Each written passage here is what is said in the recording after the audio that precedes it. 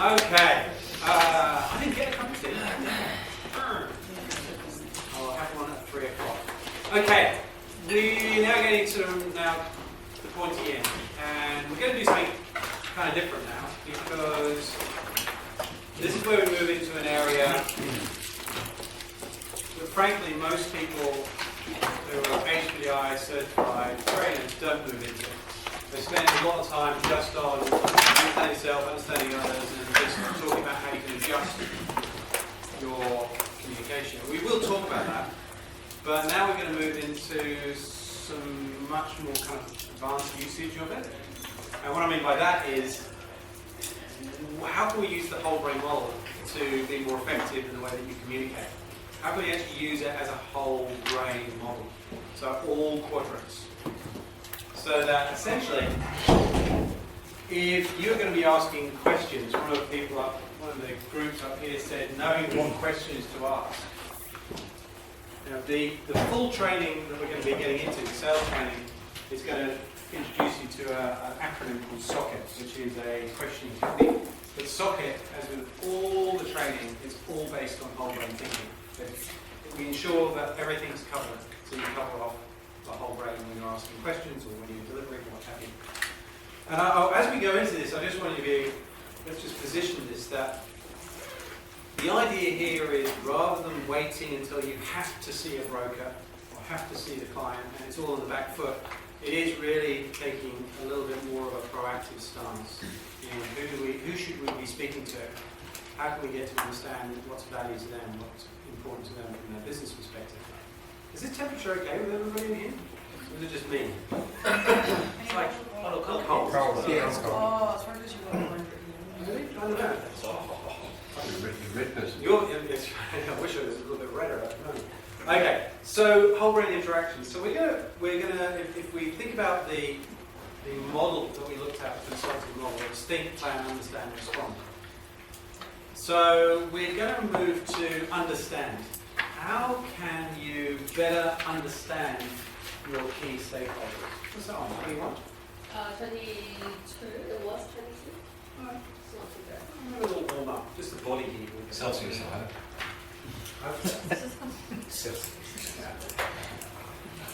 No problems. Okay, so the learning outcomes for this section. So this is sort of the first part of the afternoon. Introduction to whole brain communication models used throughout the program.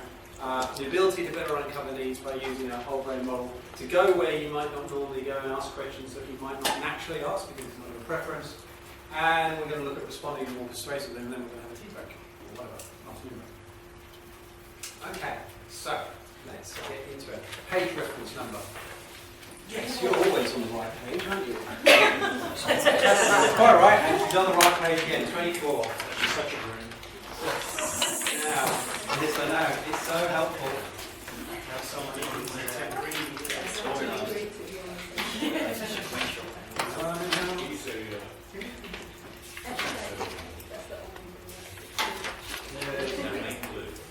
So I'm going to introduce you to this, which is whole brain questioning.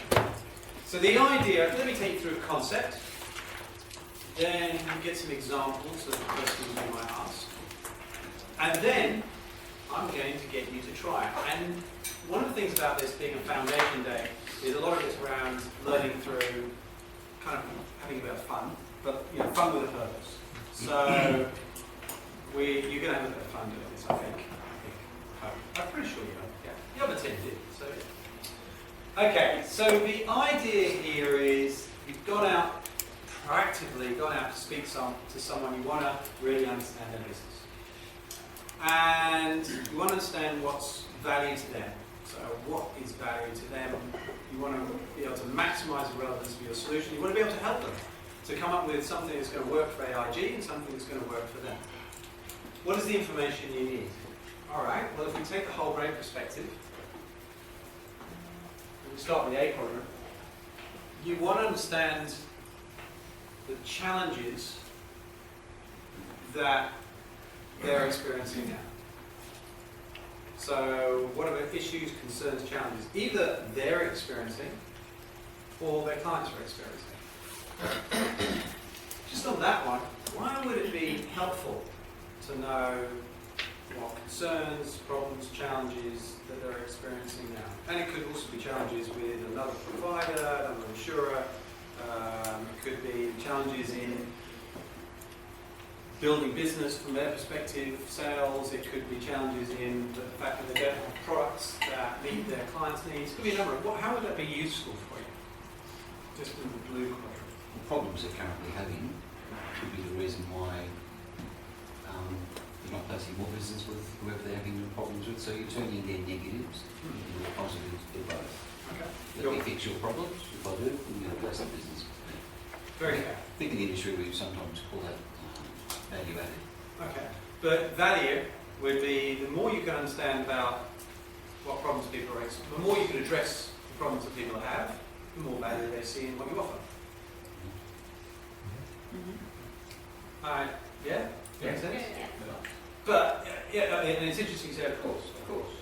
But, a lot of people, what they do when they get in front of a broker or get in front of a client is rather than necessarily understand what their challenges are and ask questions around them, they Tell them what they think tell them what they think they are and tell them about the product and tell them about, if we've got cyber, let me tell you everything I know about cyber. So, does that solve a problem? So it's really useful to be able to understand what challenges people are experiencing. In the green, understanding what the current situation is, the detail. So what would be some of the information that you would want to know from a broker about the current situation, currently what they're doing? Timelines? Timelines? Timeline? Yeah.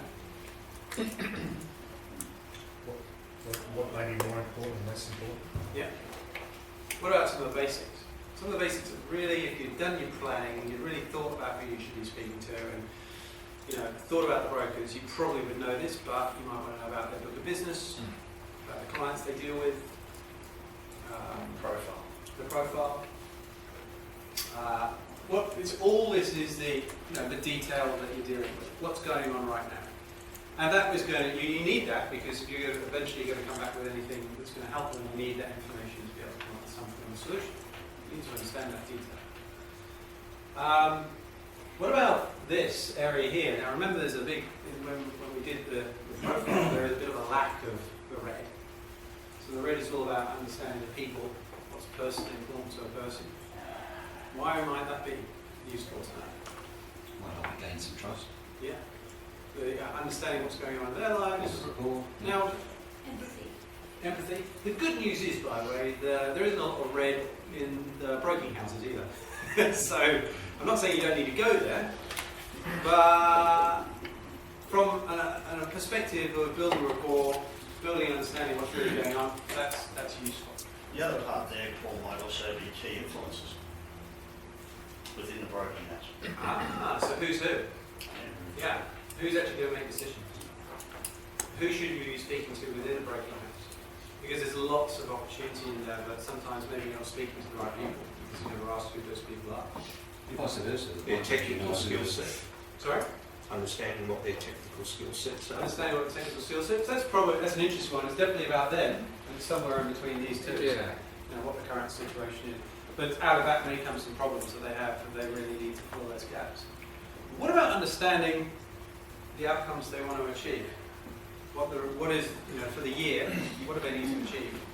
What is the outcome they need to achieve? What's success look like from the perspective of that client or that broker, that stakeholder? Well, you can understand their aspirational goals. Yeah, and why would that be helpful? We're going to align ourselves to those goals. That's value. The more, if they're trying to achieve something, I really want to do this, I'd really like to do this, I really want to build my business here, I really am trying to do this. If we can help them to do that, that's value. Can I just ask a question about the people person part again? It's common saying, insurance is a relationship business. But if there's not many people... Sorry? Did you say it's a common saying? Yeah, isn't it? I think I know where you're going, but I don't agree with you. Oh, okay. Yeah. I've never... okay. I've heard people say that Yeah, as an relationship aspirational business. term. Yeah. Oh. So I was just wondering, like, I mean, Could you explain that? Is yeah, that something people want common to sense? deal with Yeah. people they like. People want to deal with It's people so they true, but trust. I can tell you right now, we had a Yeah. long conversation in Sydney about this, and Yeah. Martin, who was working with me at the time, and he's as I said, he was broke for 26 years or something. At least, maybe no, probably more than that actually. He ran Eastern Region for AMPS, he ran corporate for Aon, and he was trying to explain to them, he's pretty high yellow red. Right? He's saying, brokers will, if you've got a relationship, brokers want to work with people that they like working with, Yeah. and they trust. And it was just like, people were just not getting it. That, well, it's all about the money. And, Martin was very frustrated because he's like, yeah, absolutely, it's all about price, But for a broker, sometimes just knowing you can pick up the phone and speak to someone who gets you makes a huge, and it's just easier that way. And your friends, but you get on really well. It makes a massive difference. It was really difficult for people to get that concept. It's really interesting you say that. Well, I mean, I'm high red, obviously, but it's just really surprising that not more people are high red on both ends. On Yeah, both no, ends. that is Both odd. sides. It's interesting that it's not high red. Yeah. Yeah. Well, a lot Yes. of people get into the business because they get in because they're kind of interested in, or they're good at the technical side of insurance. Yeah, right. And I would say just the fact that it's a relationship business doesn't mean that everyone needs to be red. Because blue people like dealing with blue people. I mean, we've got somebody that works in our team who's extremely green. And brokers love dealing with the brokers that love dealing with him, and the great, 'cause he people gets are the that. brokers that want that kind of delivery of service in a very sort of sequential nature. So And that's adding value in a transactional way. The people get in touch with people because they know they'll get it done. yeah. And that's what they're looking for. And it came back, get back to us. But there's still good relationships there, and they're just relationships of like-minded. It's the difference.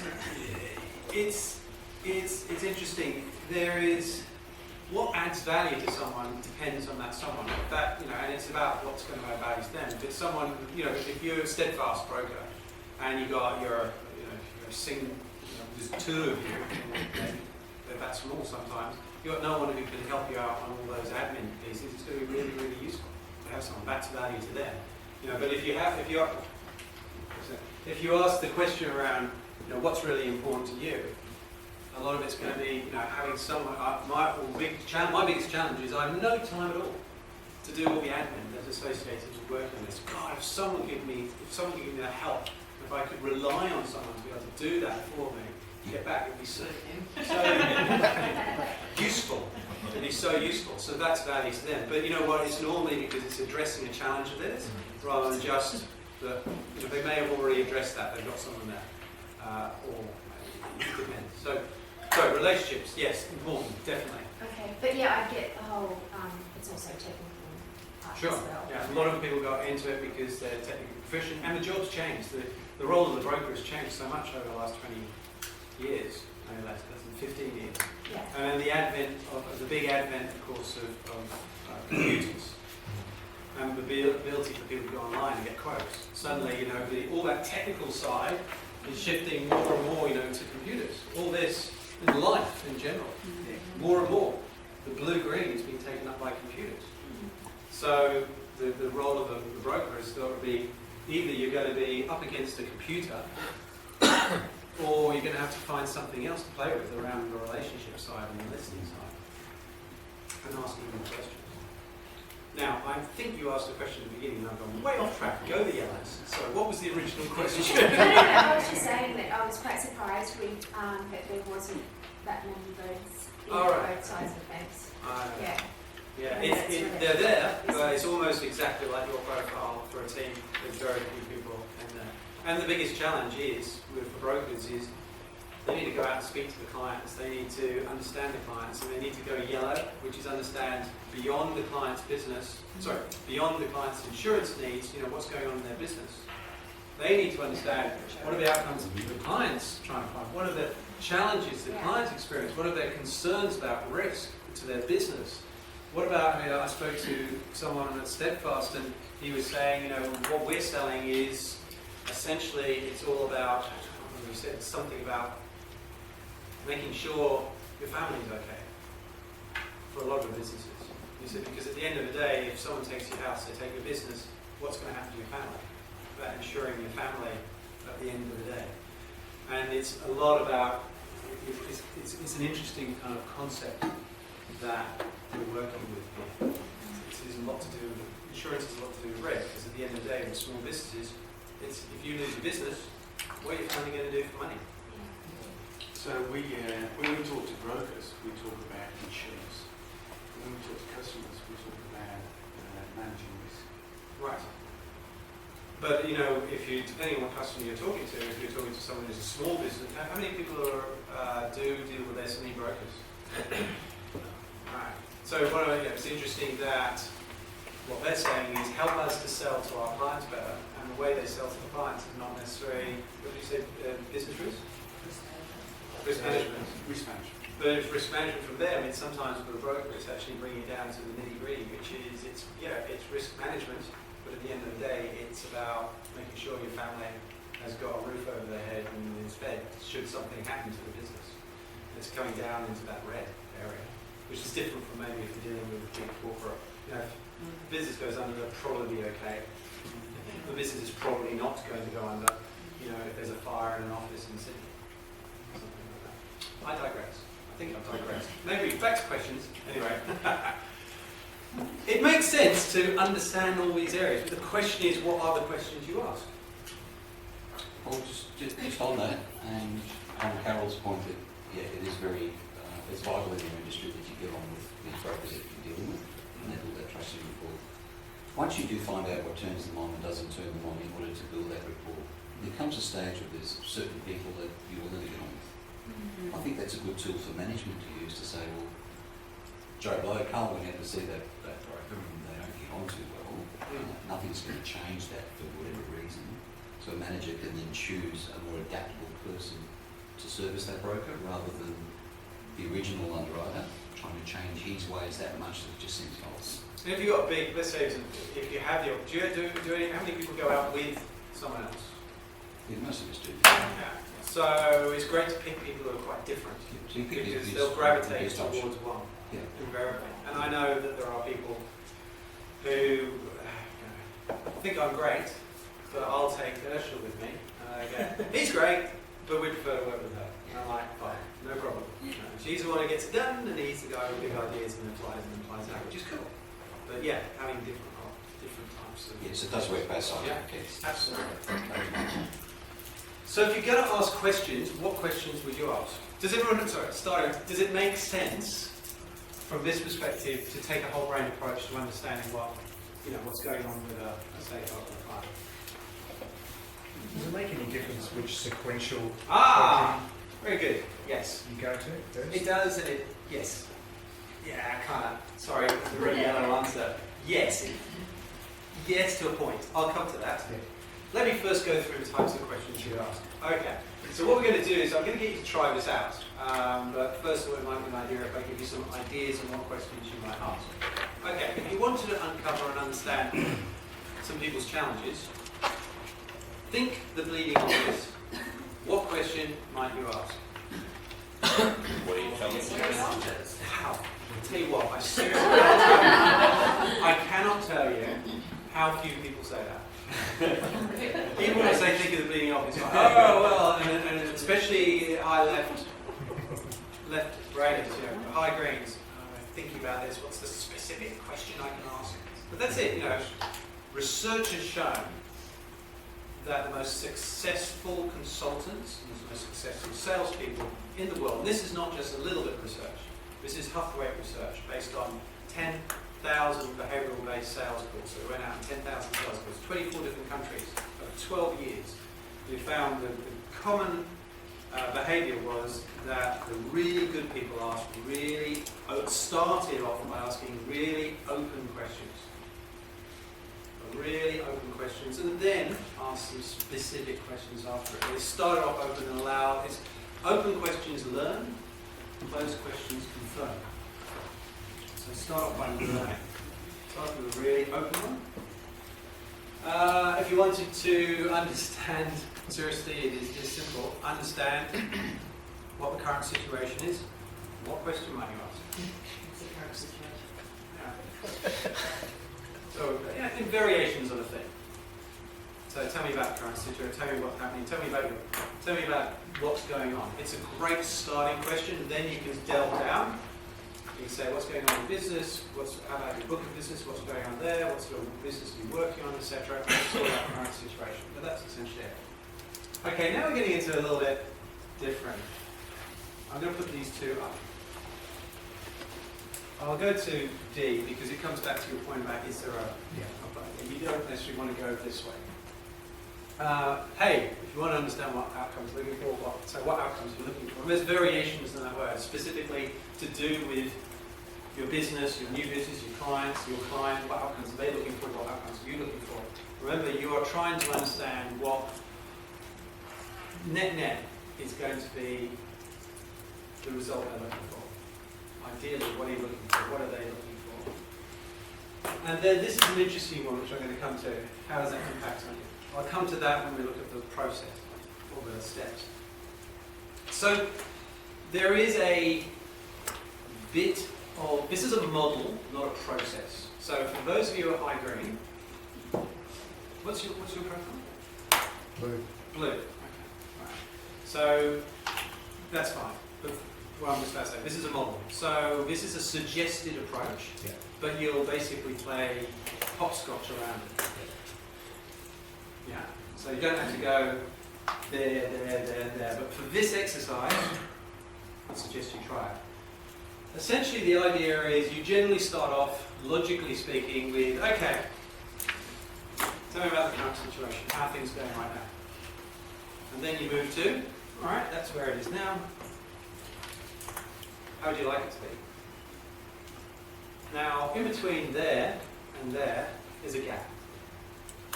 And consultants call it gap analysis. So you're essentially doing a gap analysis. You're saying, okay, let's go back to it. Currently, let's understand what happened. Okay, this is happening, this happened, this happened. Okay, so from your perspective, in your business, let's just talk about where you need to be. All right, that's where you need to be. All right, so to get from here to here, you don't do this walking around. It's a bit weird in a meeting, just mentally. To get from here to here, what are the big challenges? Or roadblocks, whatever you want to use, between where you are now and where you need to be. This is so simple, but unbelievably powerful. And they'll say, oh, well, that's a good question. Right. So you understand the challenge. Now, this is an interesting one. I want you to just trial here. I'm not going to tell you what happens. I want you to experience it. But essentially, when you've uncovered a challenge, especially a challenge that you think you can help someone address, you ideally want to ask them what the impact of that challenge is if they don't address it. Something very interesting happens psychologically when you ask people that. Now, in this case, we're just applying it to the red for this exercise. When we do the full broker communication training, we're going to look at the impact to the red, to the blue, to the green. So what's the impact to the business? What's the impact to the clients? What's the impact to...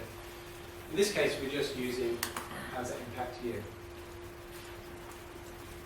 Any thoughts? I'll just throw it out. I'm not going to tell you, but any thoughts on why, if you uncover a challenge that you could address, and you think, especially if it's a challenge that other insurers might not be able to address, why it might be an idea to say, well, if you're not able to do that, what could the impact be to show That that? helps establish the value of the solution that you're going to be providing.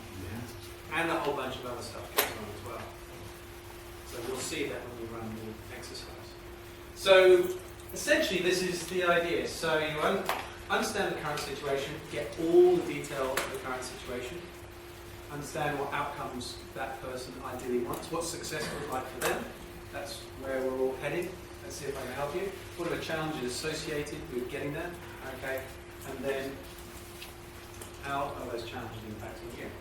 Can I just say that that's fairly situational though, you know, like in a complaint situation or in a negative situation, if you try and go in and listen to their problems and solve it for them before you deal with the human who's feeling hurt and angry, Right. then, you know, you'll just bounce around creating more. So, and if you don't have a relationship with the person already, you know, you can't sort of move into those questioning techniques. So building rapport at the beginning is really important. Yeah, I would think so. Yeah. Because you want to be human with another A person. certain level of trust, and it depends on their preferences. Sometimes you just go in there. Because you're taking a whole brain approach, and you do start off with the easy stuff, which is the current situation, it's pretty easy to get into. But certainly, depending on the preference of the other person, a little bit more rapport may be required before you dive into this. And we are going to be looking at that in the training that we do after this. But just for now, I want to introduce you to the whole brain questioning. And you can use it immediately. So, let's give it a whirl. What I want you to do is, it's a fairly simple model. Do you think you could give it a go? Just ask questions around this? Yes. Yeah? Okay. Alright. Exercise. Fun exercise. I'd like all of you to think of a frustration. Think of something that's frustrating you. Right now. It could be, doesn't have to be a big frustration. You know, we don't want a heavy, nothing too heavy. But, you know, it could be like when I did this first, my dog, so I've got a new dog and I had 2 dogs barking. And the neighbour was creating some problems with the neighbours when I had the dogs barking. That's a frustration. Traffic is a frustration. How long it takes you to get to work. Traffic is a good one, actually. Really good one. So I want everyone to think of a frustration in their lives at the moment. Is there anyone who can't think of a frustration in their life? Lucky person. What was your Everyone good? Yeah? Nod your head? Yes. You good? No? Right, good. It's a short one. Okay. What's going to happen is I'm going to ask 50% of this group to become consultants. We'll take a consultative approach to understanding the needs of the other person.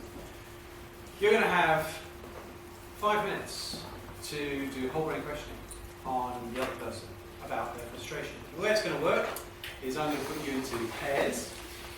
We're going to do it all at the same time, so it'll be pretty noisy, so you've got to be quite close to it. And the first thing that's going to happen is the person who's got the frustration tells the person who's asking the questions, the consultant, what that frustration is. So you basically say, the traffic. And that's where we need to start from. And that's the conversation we're going to have. And for the next 5 minutes, you are going to go, traffic. Someone's got their phone on vibrate, and I don't know. Is it mine? No one else hear it? Okay, Yeah, it is mine. Yeah, I heard it. Okay, right. So tell me, okay, so traffic. Okay, so tell me what's going on right now. Blah, blah, blah, blah, blah, blah. All right, and then you need to delve down a bit deeper. Okay, so it could be, I'm just like, what car you drive? I don't want to do too many away.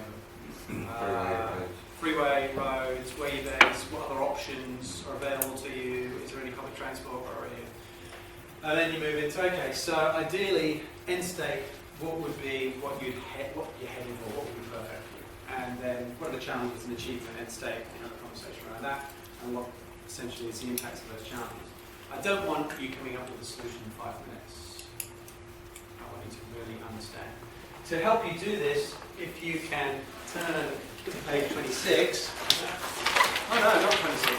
Oh, okay. Strange. It's supposed to be a capture sheet. Oh, right, you're on.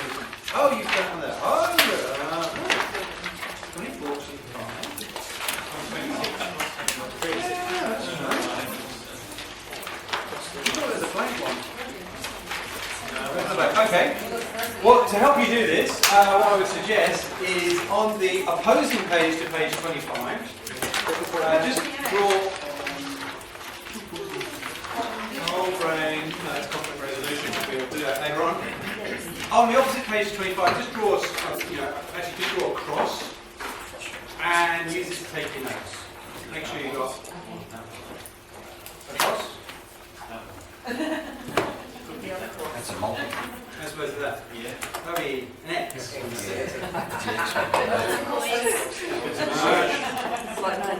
Okay. All right. So first I've got to put you in pairs. You've got 3, 4, 5, 6. All right. Okay, that should be easy. You're a pair. You're a pair. So decide on who's going to go first with the question. You're a pair. You're a pair. You're a pair. This is easy. You're a pair.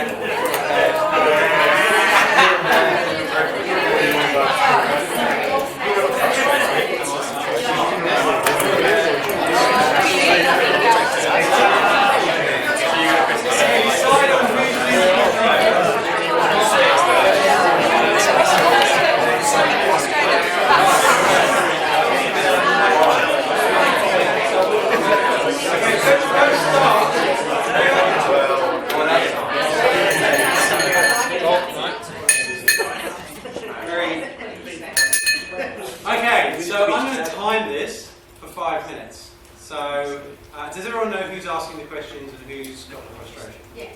All right. To answer your question, generally stick to this. 1, 2, 3, 4. 1, 2, 3, I should say. 4 pointers. But feel free to complete it in any which way you want. Yeah. But I would definitely start with understanding what the current situation is before you go into any other mode. But at the end of it, you want to have all 4 boxes completed. Okay, are we No ready? solutions. No, I've already got the solution to the problem she has. Well, your preference. This is the thing. It's like, we'll talk about this. My blues. You're my blue, are you? No, I really do have the solution to the problem that he's facing, which is... Oh, you physically have the solution. But you really, at least make it seem like you're taking a consultative approach. Even if you have, because that's unfortunate. I believe I have a solution to their problem. They don't even know it yet. So at least, if nothing else, take it away. All right, your 5 minutes starts now.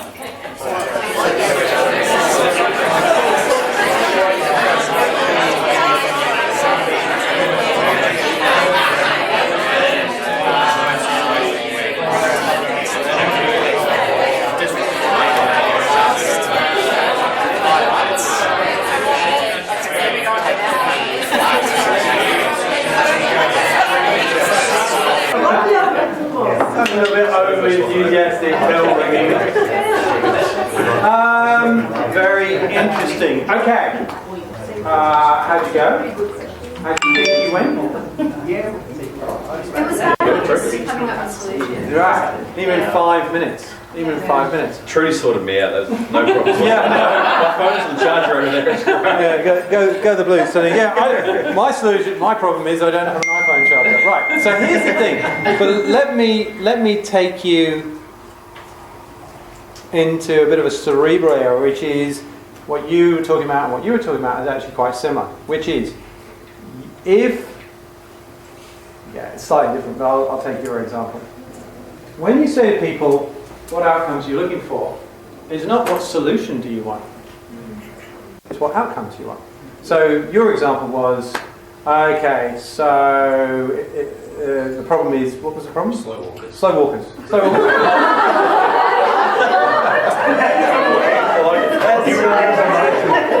Now, interesting. So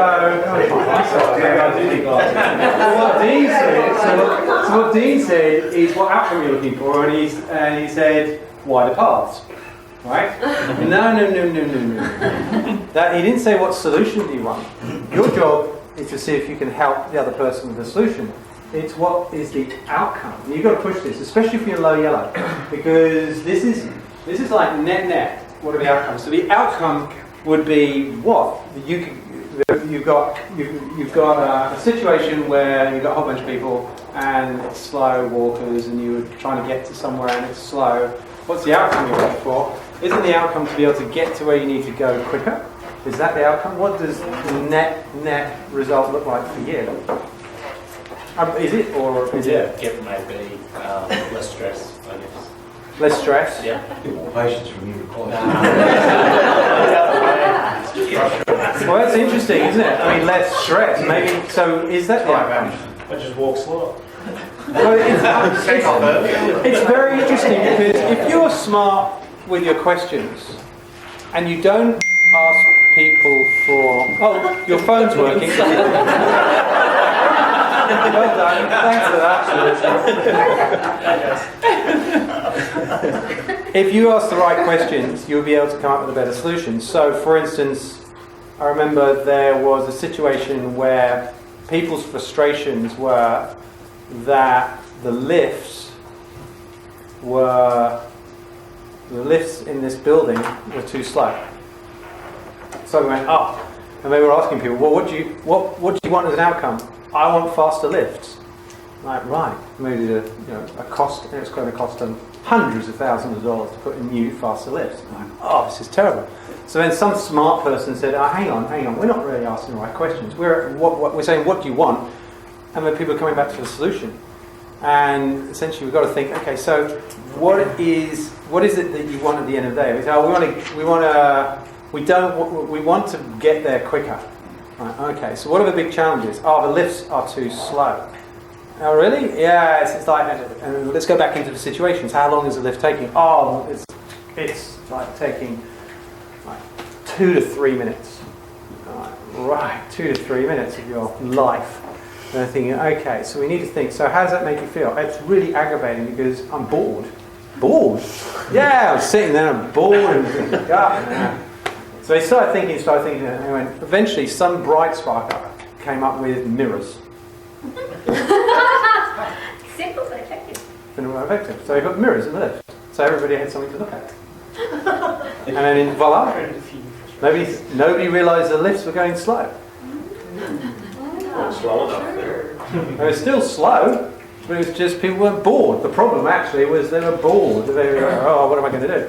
Now, obviously this was a long time ago, before they had smartphones.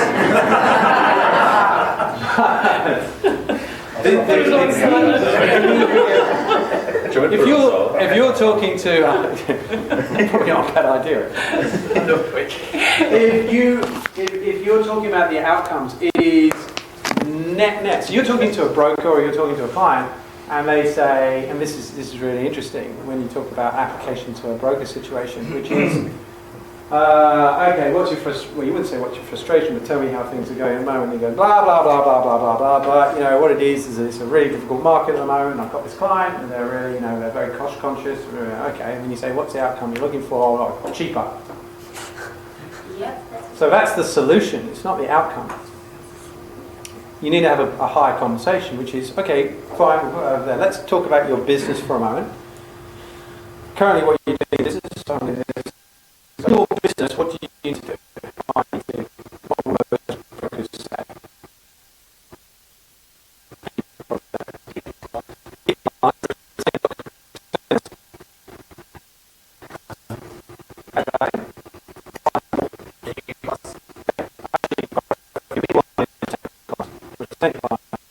And be able to hit my revenue goals.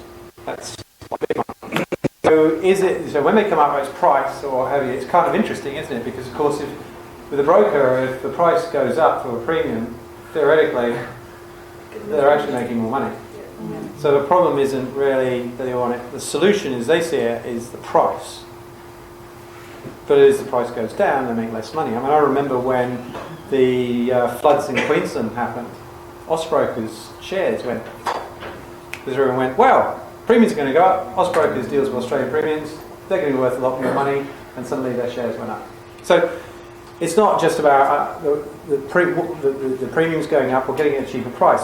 The bigger picture here is how can you help them to achieve their revenue goals? That's what they need to do at the end of the day. That's when you're on the proactive foot and you're having that conversation. Net, what do you need to do? No, I need to hold on to my clients, I need to hold on to my book of business, and I need to hit my revenue goals. That's how I know I've been successful. And if I go above that, that's even better. Okay, so it's having a conversation. What could you do? Is there things that you could do? Is there things that you could offer them that would help them to retain their clients, add value, and make more money? As opposed to the solution, which in this case was wider pathways, which is almost like saying, I want it cheaper. There's only so far you can go. You've got to be careful you don't set that expectation too, because then yellow or the legal, potentially, depending on the question Yeah, you ask. it's a conversation. It's about having a bigger. The yellow is having a bigger conversation. It's about uploading the conversation. That's tough, but it is. It's net. Who, by the way, was able to fill in all 4 boxes? But we kind of found You that did? That was like a minute. Yeah. Seriously? Well, we'd solved the problem. Oh, okay, right. Da-da-da-da, and here's your solution. But we actually found, I think we found by going around them a couple of times, you actually got a deeper solution than saying in sort of what's the problem, what's the outcome, because the main issue was that he couldn't focus on the training because he was worried about what might be happening on the phone. And so by going around, that back into the personal and coming back out, we kind of got to the deeper issue. Yeah, and then we're able very to interesting. deliver a solution. In fact, maybe you could focus on the training a bit more. Because you can't get on their phone. And then that's a mindset. Anyway, moving on. Who else was able to cover all 4 boxes? Yeah? What did you have in your box? So do you know what my issue is? Yep. So the issue is the construction that's going on in our apartment at the moment. Okay, and so the current situation, how long, what sort of, did you ask the questions or did you ask the question? Or what information did you get from her in the... I wanted details as to where we're currently at. Right. It was dust, noise, traffic, Right. privacy. What would you like to happen? What did she want to happen? Lesser of the negatives. Okay. At least tone down a bit, within reason. Okay. So it's about, the outcome is about this not happening. No, So it's more of a, because I had trucks sitting outside our apartment at 5 o'clock in the morning with the engines rumbling, so, sort of... So the actual outcome is being able to sleep? Sleep, yeah. So that's actually what you want to be able to do. See, as soon as you get to that, there's a plethora of We options. actually use the word sleep. Okay, so it's The noise really- related to sleep. At the end, and this is a conversation, at the end of the day, how are you going to know if you've achieved success? And I go, I'm getting a good night's sleep, I can sleep in. Right, now suddenly we're going, oh, I've got a solution. Hang on. Run me through the challenges in you getting enough sleep. Oh, it's the noise of the trucks, everything. Oh, let's go back into the situation. What sort of blinds do you have on the windows? How thick are the walls? Did you go down this Yeah, road? we did that. You have an engineering background or something? No. No? And Okay. then we turn the words into what does it actually have? Does it impact you when you're asleep? Privacy, can't go out and get rollers in your head. How important it is to, well, I lack sleep, I get cranky Right. and yeah. So as soon as you start talking about this, about getting cranky and lack of sleep, you suddenly realise the impact it's actually having. What goes through your mind about this problem? Yes, make you slightly insane. Yeah. This problem is a big problem. Yeah. Because psychologically speaking, what you're doing is you're getting people to realise, when you talk about the impact, run me through the impact. What's going to happen if you aren't able to achieve those revenue goals? Well, potentially. Stab you. Yeah, I'm going to be a real problem. Oh, yeah. So it could affect the livelihood. It'll affect my livelihood. Okay, probably won't lose my job, but it means I'm not going to get my bonus this year, which means I won't be able to go on that holiday, and that's where. All right, and okay, so I can see that. And then what's happening is the person's building up this challenge. So if you pick a challenge that AIG, this is where it becomes really powerful. If you pick a challenge that you're particularly strong at addressing, and no one else really has thought about addressing it, and you've blown it up so people go, yeah, you know what, I'm really, good point. I need to deal with this. It's very, very powerful. Did anyone else get asked the red question, the impact question? Yeah, we went around a couple of times, all 4. Adrian raised IT, and systems don't work, and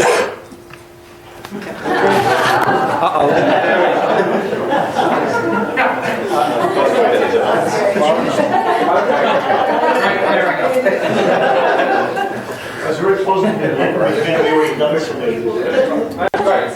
But you're going to give this opportunity again. As you go through this, I want you, especially if you're not that high yellow, the yellow, the outcome is net. At the end of the day, how are you going to recognise if things have been successful? And it is not asking them for the solution, it's asking them at the end of the day, the end of the year, the end of this whatever period of time, how are you going to know if you're happy? or you're ticking the box. If it's been successful, what's it look like? You're not asking them for the solution. Your job as a consultant is to come up with a solution based on asking great questions, so you can understand what's value to them. Okay, swap over. The other person is going to be playing, is going to be with a frustration. No, physically, you're going to swap roles. While the other person's got frustration, you're going to be asking the questions. You've got 5 minutes to find out as much as you can, and your time starts now.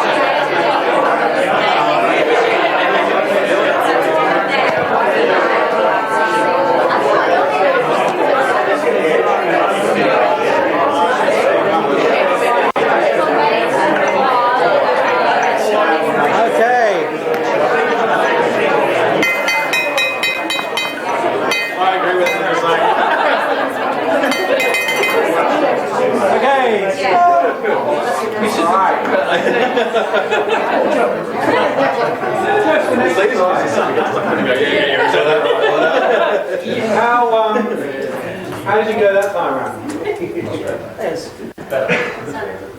Better, but still hard.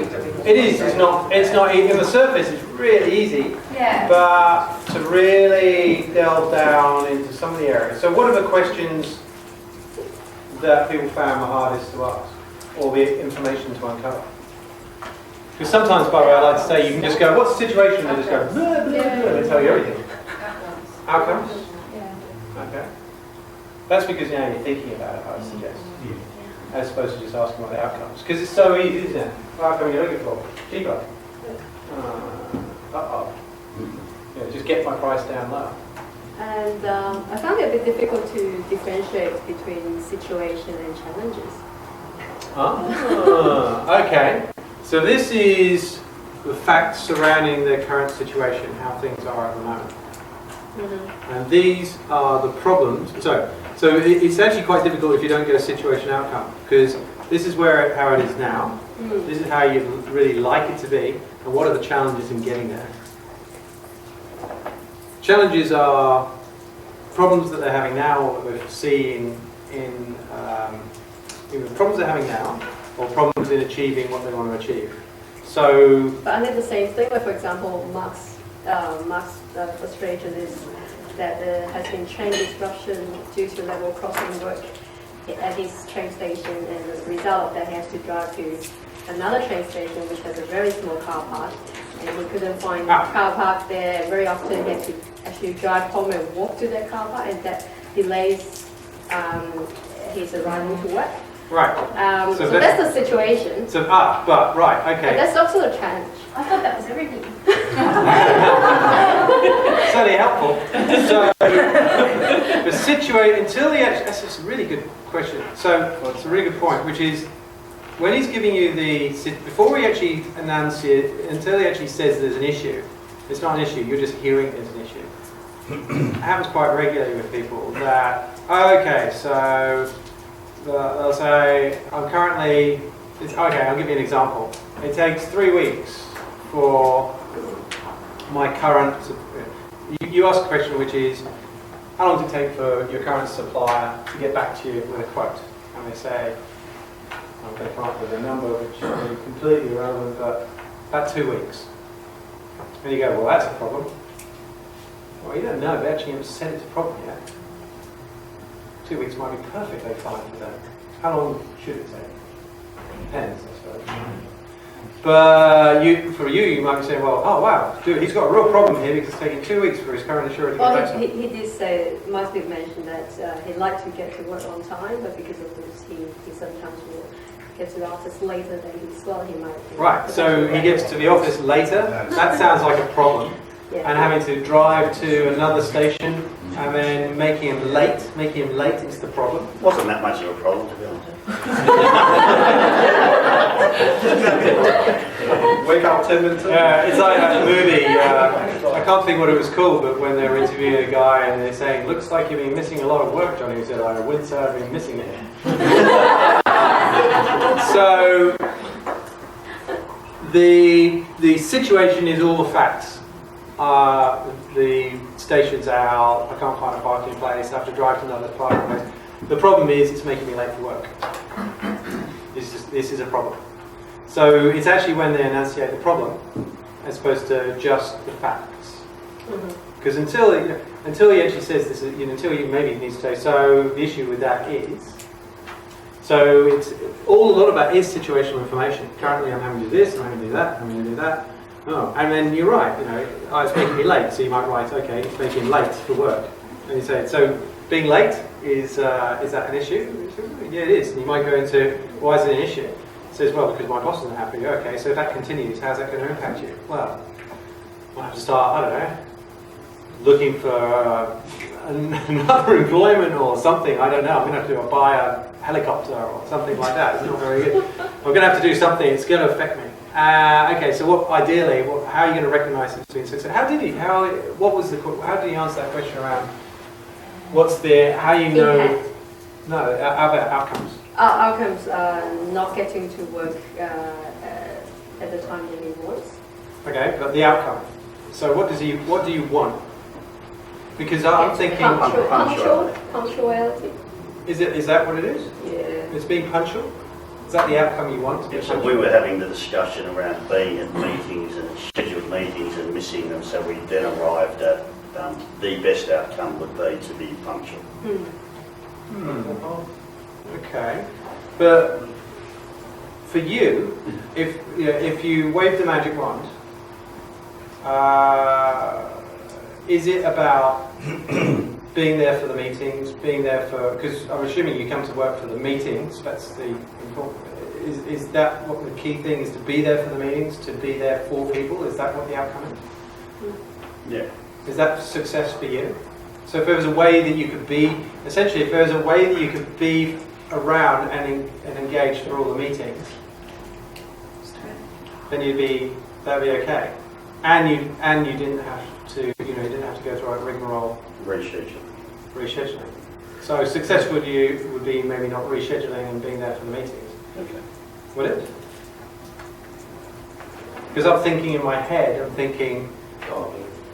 you've got these challenges which are getting there's a whole bunch of things stopping you from getting there. You're having to get up. I'm assuming, what's the impact it's having on you? All this, is it that you're having to get up earlier, or He gets cranky. you get cranky? He gets cranky. Yeah. And what's the impact of being cranky? I think the impact on me is an increased workload with having to reschedule. Okay, so it's an increased workload, so you're having to get more done in a day, and are you having to stay back? Yes. Okay. And are you married? Yes. Okay, and how does that impact home if you're always late? Yeah. No, she's quite happy about that.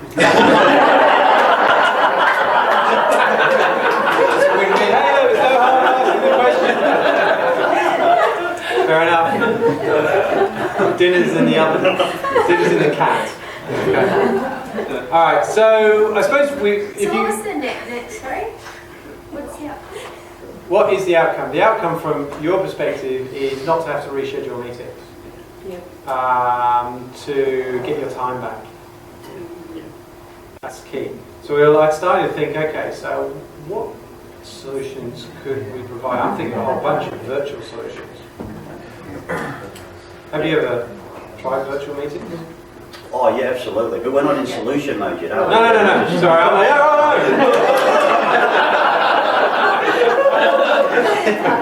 yes, you're right. We're asking questions. See, it's so difficult, isn't it, not to start thinking of solutions? Okay. Going back to my question.